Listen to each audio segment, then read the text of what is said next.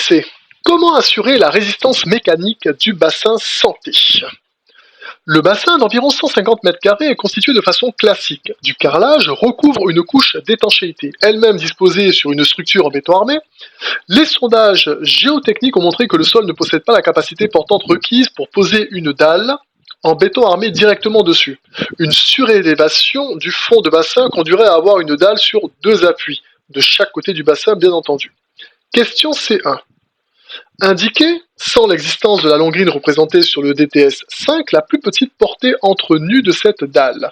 Calculer l'épaisseur de la dalle dans ces conditions en appliquant la relation épaisseur est égale à portée divisée par 10.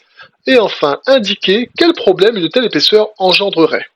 Alors, je vous ai pris bien sûr, je vous ai mis les documents qui vont bien. Ici, une vue de haut. Là, sur le côté, une coupe. La coupe, c'est la fameuse AA lorsqu'on fait la découpe, ce que l'on voit. Alors, qu'est-ce que je peux en tirer? On va déjà commencer donc à répondre à notre question. Ici, alors voilà, je vais mettre là. Indiquer sans l'existence de la longrine. Ça veut dire que du coup, vous voyez là, c'est la longrine ici. Ça, c'est la longrine. Je vais plutôt vous mettre la longrine en couleur, ce sera peut-être plus simple. Voilà. Ça, là, nanana, tout ça, c'est la longrine. Voilà. Maintenant, on aimerait avoir ici la plus petite portée de la dalle. La dalle, vous voyez, qui est juste là.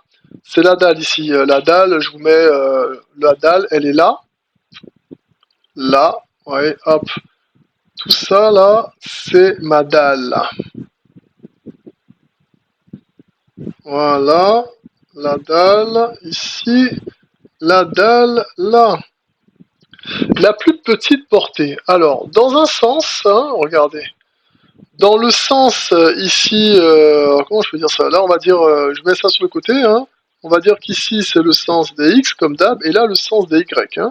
Dans le sens des X, j'ai, alors, donc entre nus, ça va être là, de là, jusque là, pareil, là, dans ce sens-là.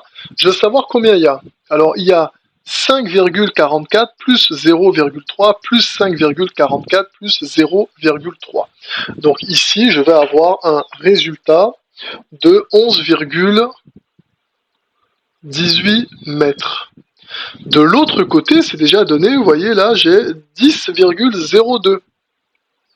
Donc, dans le sens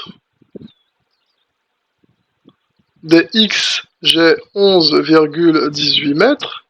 Dans le sens des Y, on a 10,02 mètres.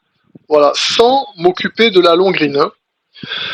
Maintenant, ce qu'on me demande, c'est de calculer l'épaisseur. Alors, je vais calculer l'épaisseur grâce à leur formule. La formule qui dit que l'épaisseur est égale à la portée. Donc, bien sûr, je cherche, c'était la plus petite portée qui m'intéressait, donc la voilà.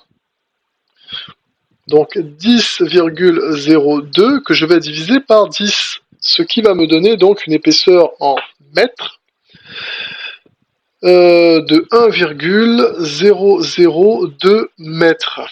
Voilà l'épaisseur. Et maintenant, indiquer quel problème une telle épaisseur peut engendrer. Alors, je vais vous mettre ça plutôt sur la droite. Mais ça, là, comme ça, PB, les problèmes, c'est qu'on a une épaisseur quand même de 1 mètre. Si vous avez déjà coulé une dalle de 1 mètre d'épaisseur, l'épaisseur déjà, c'est un problème. Comment je peux écrire ça? Épaisseur très grande. Voilà, je mets un tiret, très grande. Ensuite, forcément, une telle épaisseur sur une telle surface, ça va nous mettre quand même le prix du béton. Ça va coûter cher, cette dalle. Les aciers qu'il va falloir mettre en place, si vous avez déjà vu dernièrement le prix des aciers, je peux vous dire que aïe, ça fait mal. Et forcément, on aura un problème de poids. Voilà. Parce que tout le poids, comment dirais-je, il faut coffrer ce poids. Au niveau du coffrage aussi, ça va être un peu plus long et ça va coûter un peu plus cher. Voilà. Je pense que j'ai répondu à indiquer, calculer, indiquer. On a terminé pour cette question.